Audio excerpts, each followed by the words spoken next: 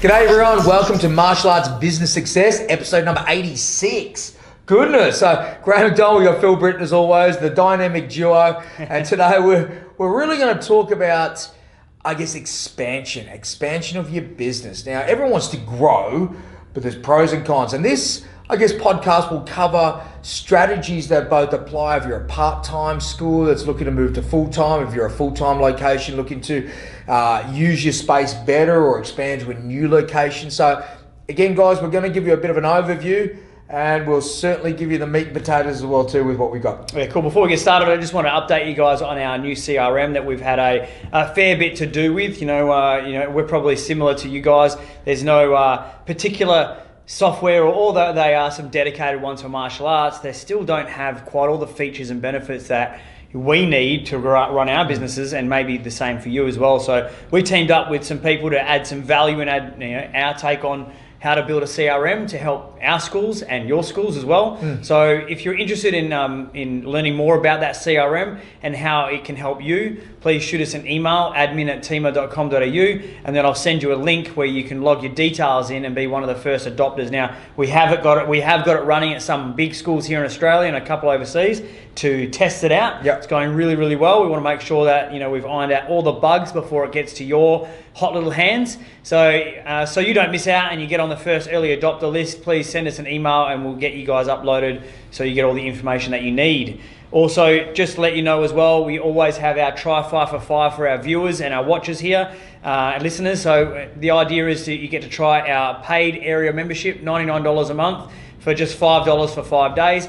Take a poke around, see what's under the bonnet, behind the curtain. And also the new feature that we have is the Tima Mastermind. So people who are in that paid group get uploaded to our private Facebook group where we do once a week live Q&A, helping you with all the pressing topics, challenges, issues that you're facing right now, and help you with the accountability that you need to get to the next level in your business as well. So guys, if you're interested in or you want to know more, or if you need to know a little bit more information to make that next step, please reach out to us, same email, or shoot us a message on Facebook, that's fine. Alrighty, so expansion, bigger is not always better.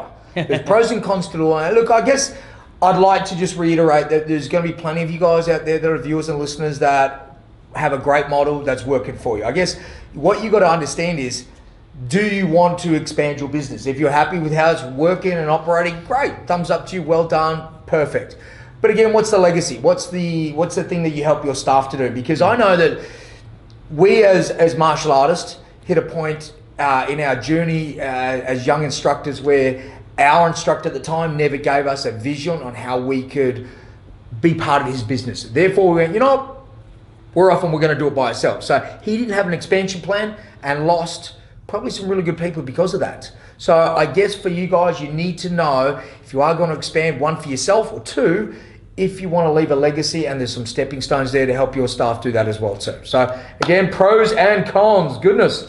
It's funny, just listening to what you're saying. Sometimes when we were looking at expanding from one school to the next, and obviously growing from one venue to renting out the one next door as well, but they're always the wise guy on the hill saying bigger is not always better. Make your decision wisely before you go from one school to 2 schools. But they're from people who have already got 2, 3, 4, 5 schools because they know what the headaches are. Now, if you can get past all the headaches and challenges, then yes, the fruits are there, of your labor. It's fantastic and there are great rewards, but you have to be ready. And that's what we're here to talk about is, are you ready? And what do you need to look for before you make that next step?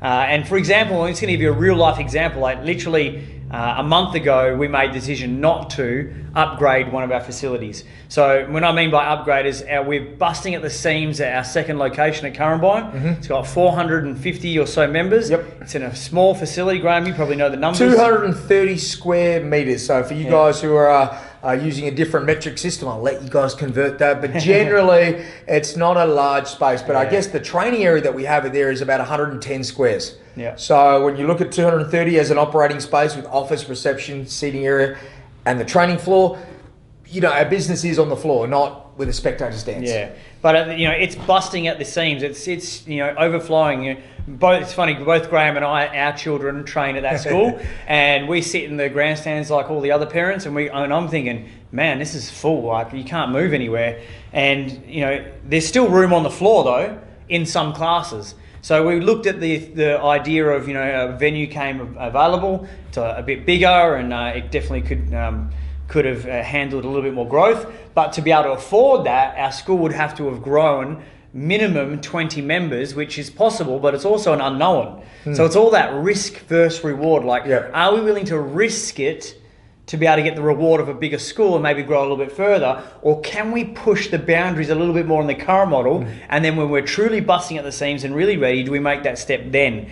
We made the decision to hold. It's whether it was the right or wrong decision, who knows? Only time will tell. But that was our decision. We weighed up all the options, the financials and the possibilities and the opportunities. We made a decision going, right now is not the time, but it's something that we will look for in the future. Yeah. So, look, I guess in talking about that too, Phil, what you've probably done is summarised, are you getting the most from your venue? Yeah. Really, I guess that's the thing, is before you talk about expansion, there's sometimes underutilized space that you have that you could potentially remodel what you've already got and have more students that could be fit in, if that's what you're looking for. You may just want something different. You may be, you may have a lovely place, but it's a bit dreary and drab in the locations that you want to move. So be it. But let's just talk about student numbers and your actual, dare I say, ROI, return on investment per square meter. Now, this is a lesson that we learned from our travels. We had a school that had boxing ring and this and that and bags and you name it, we had it hanging up. But when you really look at it, the return on investment, the money that was made was when we were teaching the class of the martial arts on the floor, not just having the people using the bags. So bags were great complementary, but it took up a lot of space. So as we moved into second and third locations and we'll continue to expand, we got rid of our rings. Now we have bags and we still have the same way that we can provide that service. But having a boxing ring, for example, that may take up a 10 to 15, 20 square meter space, we would better utilize that space to teach X number of students. So when you look to expand, it may not necessarily be to get new premises. It may be that, how do I expand my student base? But I'm going to have to get rid of a few things. I'm going to have to remodel. I'm going to have to renovate the inside, change things around. I know we do this often. We look at things and go, you know what? That was good, but if we turn it this way, it may be a bit better. If we get rid of that and push that up, we can fit a few more students, or it's more comfortable and it's a little bit easier to teach and get those better results. Yeah. I think with those decisions you have to make is let's maximise our current school. And, I think pre-C, making the decision when is the right time to move way before it's the right time to move is very important. So, begin with the end in mind. It's what could this school handle? Do all the maths and all the metrics that you need to go, this school could handle this many students. So when I get to here, I'm going to start thinking about what the next plan would be or where could I go. Now, what could also benefit you, and I know here in Australia there's a bit of an economy drop in rentals and leasing and stuff of premises. Maybe it might not be the right time for student numbers, but if your lease is up and there's other places you can lease and get free rental period, then there's definitely chance for making the most of a bad situation in the economy, but also it gives you a leeway and time to be able to build those students up to be able to afford that.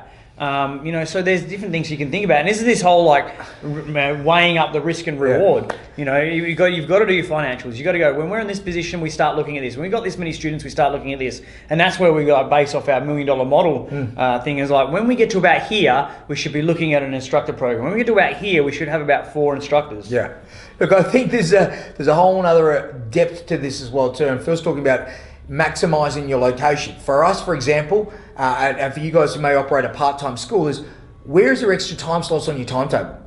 Because again, some people go, I'm full. Well, no, you're not, because you don't run till 9:30 at night. You don't run on Saturdays till this time. Or no, you don't run on Sundays, dare I say it. It's that forbidden sort of message that some people go, 7 days a week, my goodness. Well, maximise it. It doesn't mean you have to do everything, but you may just look at things differently. I know we had a couple of guys that have always come and see us, and I think we talked about he runs in a hall in a part-time location, finds he's restricted on class times because of the school venue. And we said, why don't you open up on Saturdays? He's like, you know what? That is I never thought of that before.